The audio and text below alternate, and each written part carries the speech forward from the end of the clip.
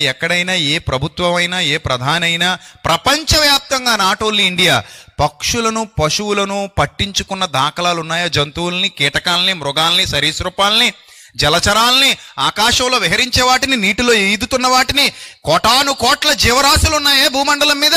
వాటిలో వేటినైనా ఈ భూమి మీద ఏ ప్రధానైనా, ఏ అధికారైనా, ఏ ప్రెసిడెంట్ అయినా పట్టించుకున్నట్టుగా చరిత్ర మీకు తెలుసా? మరి ఎవరు పట్టించుకున్నారు ఇన్నాళ్ళు? మహా అయితే 800 కోట్ల మంది మనుషులు ఉన్నారు. 800 కోట్లు మనుష్య జనాభా భూమండలం మీద. ఈ భూమండలం మీద ఉన్న మనుష్యులను పక్కన పెడితే మనల్ని మించి అసలు మనం తినేది వాటితో పోల్చుకుంటే చాలా తక్కువ. అంత ఫుడ్ కావాలి వాటికి. కోటాను కోట్ల జీవరాశులు ఉన్నాయి. వాటికి సంబంధించిన ఫుడ్ అంతా భూమి మీద ప్రొవైడ్ చేస్తున్న ఏకైక మహాచక్రవర్తి కన్న తండ్రి అయిన దేవుడు, పరమ పోషకుడు.